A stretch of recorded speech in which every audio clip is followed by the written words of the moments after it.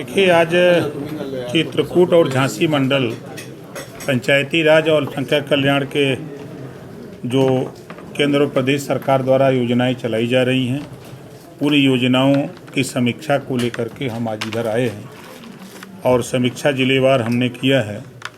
तो जो हमने समीक्षा में पाया है, हमारे अधिकारी दोनों मंडलों के, चाहे हमारे डिप्टी डायरेक्टर हों, चाहे अल्पसंख्यक विभाग के हों, चाहे पंचायती राज विभाग के हमारे अधिकारी कर्मचारी हों, सभी लोगों ने मेहनत से जो सरकार की मंशा है उसके हिसाब से काम को अंजाम दे रहे हैं और आप लोगों के कामों से हम पूरी तरह संतुष्ट हैं। और कुछ चीज़ें, कुछ सुझाव थे जो काम हुए हैं, उसकी निगरानी के लिए निर्देश भी दिया गया कि इसकी आप लोग मॉनिटरिंग भी करते रहिए जो काम आप लोगों ने किया है।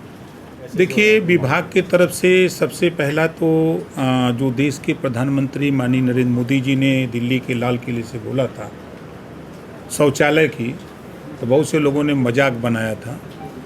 आज 90% लोग शौचालय का इस्तेमाल करने लगे, नहीं तो खुले में शौच करते थे।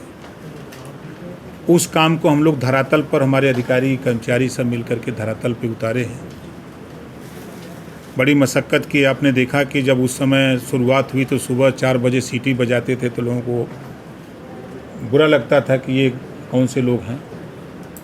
दूसरा, जो गांव में पहले समय में गांव में घूर होते थे तो लोग अपने घर के कचड़े को ले जाकर उसमें इकट्ठा करते थे, लेकिन अब वो सिस्टम घूर का ख़त्म हो गया। तो अब सरकार ने RRC सेंटर बना करके घर घर कूड़ा इकट्ठा करने का काम अब फिर ले जा करके उसको जो है फिर व्यवस्थित करने का काम जो है वो बड़े पैमाने पर हो रहा है। और जो हमारा पंचायती राज विभाग है उससे जो ग्रामीण इलाके में जिनके पास नाली नहीं है, गांव में दिक्कतें आती हैं कि नाली न होने के नाते वो अपने दरवाजे पर गड्ढा खोद करके घर का पानी इकट्ठा करता है, फिर बाल्टी से दूर फेंकता था। बहुत से ऐसे गाँव में हम लोगों ने पाया। तो सरकार की मंशा है कि उनके लिए सोख्ता बना करके उनके सोख्ता में पाइप डाल दे घर से, यानी उनकी समस्या का समाधान हो। व्यक्तिगत शौचालय 12,000 रुपया जो भी ऑनलाइन करे और शौचालय बनवाना चाहे तो 12,000 रुपया जो है उनको सहयोग राशि के तौर पर, प्रोत्साहन राशि कह लीजिए, तो उनको 12,000 रुपया हम लोग देते हैं। अभी जैसे जीरो पॉवर्टी स्कीम में सर्वे हुआ, काम भी चालू हो गया। 15 लाख परिवार को पंचायती राज विभाग की तरफ से उनको आय का स्रोत और 15 लाख परिवार को निःशुल्क शिक्षा की व्यवस्था 1 अप्रैल से काम चालू हो गया है। तो ये स्कीमें जो पंचायती राज विभाग और अल्पसंख्यक की तरफ से चलाई जा रही हैं उसको अमली जामा पहनाने में हम लोग लगे हैं। देखिए, अशिक्षा की वजह से भ्रमित है। कुछ जैसे राजनीतिक दल हैं जो हमेशा मुसलमानों को नफ़रत की बात बताते हैं। हम आपको 2 साल पहले ले चलते हैं आपके प्रश्न पर। CA और NRC देश में लागू होने की जब बात आई तो लोगों ने विरोध किया और ये कहा कि ये मुसलमानों की नागरिकता छीनने का कानून है, जबकि नागरिकता देने का कानून था। पूरे देश में शाहीन बाग बहुत चर्चा में रहा और 2 साल कानून को लागू हुए हो गया। एक भी मुसलमान देश से बाहर नहीं निकाला गया। नागरिकता देने का कानून था कि जो वक्फ बिल है, पुराने बिल ये कहता है कि उस कमेटी में महिला नहीं रह सकती। आधी आबादी महिलाओं की है तो क्यों नहीं रह सकती? अल्पसंख्यक में गैर मुस्लिम धर्म के लोग भी हैं, सिख है, ईसाई है, जैन है, फारसी है, तो उसको भी उस कमेटी में रहने का अधिकार है। पुराने बिल में नहीं था।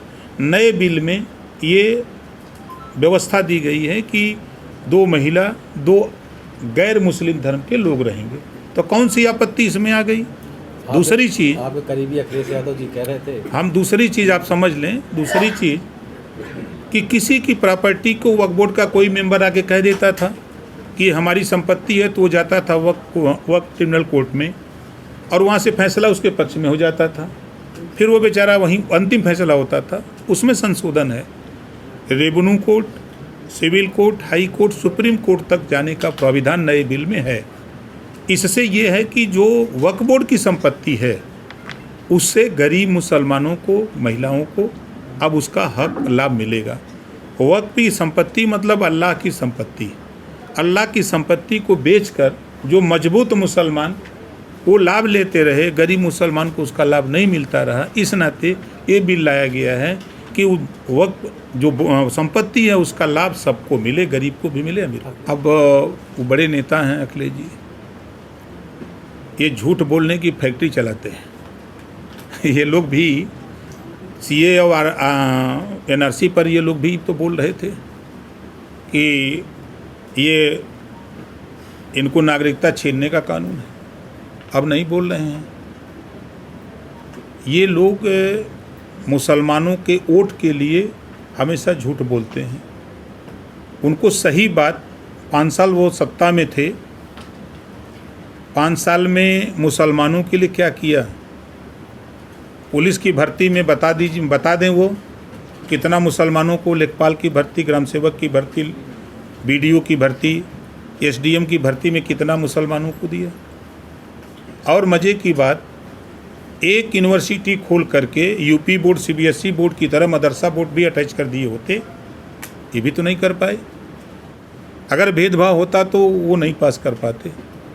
देश और प्रदेश की जितनी योजनाएं चल रही हैं, सभी योजनाएं सबको, सबका साथ सबका विकास के नारे के साथ सबको मिल रहा है। किसी योजना में कोई व्यक्ति, हम तो विपक्ष को चुनौती देते हैं कि कोई योजना का नाम बताइए कि जिसमें ये लिखा हो कि ये मुसलमान को नहीं देना है। ऐसा भी तो नहीं है।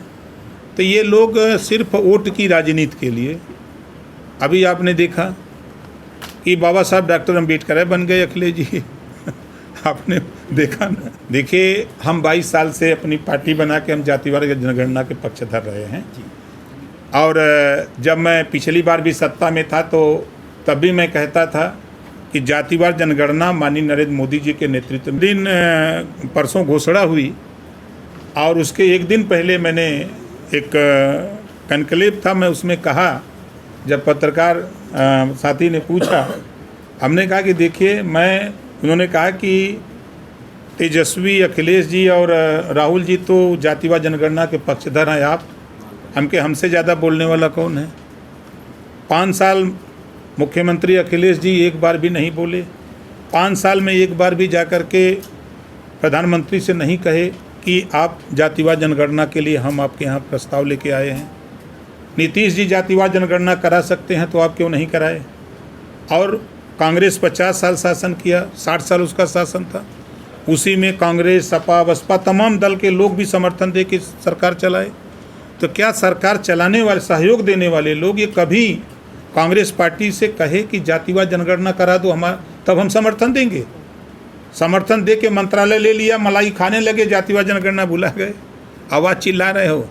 तो जातिवार जनगणना मोदी जी और अमित शाह जी से जो हम लोगों ने एनडीए में जब शामिल हुए 2016 में, तभी ये तय हुआ था कि भाई ये हमारा इशू है। तो उन्होंने कहा कि चलो अभी इस पर टाइम है, आगे हम लोग इस पर विचार करेंगे। तो हमको भरोसा था कि जब विचार होगा तो होगा। तो कह रहा है कि हमारी जीत हुई है। समाजवादी पार्टी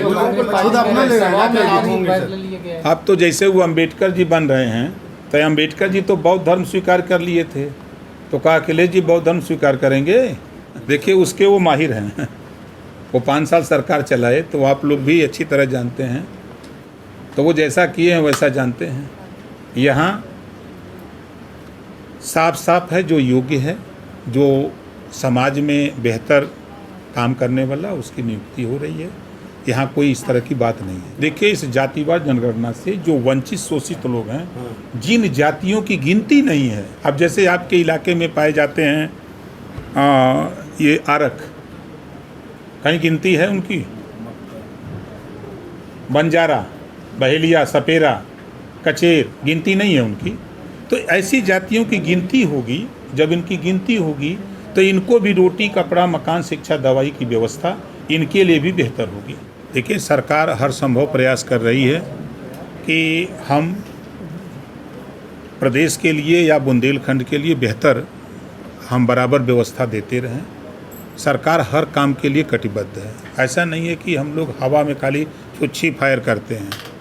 हम लोग एकदम असली फायर करते हैं। आप ही लोगों के चैनल पे तो चल रहा है, हम भी तो वहीं देख रहे हैं कि पाकिस्तान में अधिकारी रिजाइन दे रहे हैं, सेना वर्दी फेंक के भाग रहे हैं, हाहाकार मचा है पाकिस्तान में।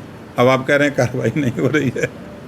आप धैर्य रखिए, शुरू हो गया है, आपको मिलेगा रिजल्ट जल्दी। आवश्यकता होगी तो शुरू हो जाएगा। आप धैर्य रखिए, जैसे देखिए इतने दिन धैर्य रखे हैं ना, वैसे ज़्यादा नहीं, थोड़ी दिन और धैर्य रखिए। दूध का दूध, पानी का पानी होगा। लोग कह रहे हैं 56 इंच का सीना कहाँ है। और देखिए, मैं कल देश के गृह मंत्री जी से कल मिला हूँ जी सर, और काफ़ी चर्चा हमारी उनकी हुई है, और हम आपको भरोसा दिलाते हैं कि अगर उन्होंने कहा कि 56 इंची का सीना है तो पाकिस्तान को पता लगेगा 56 इंच के सीने का जल्द ही।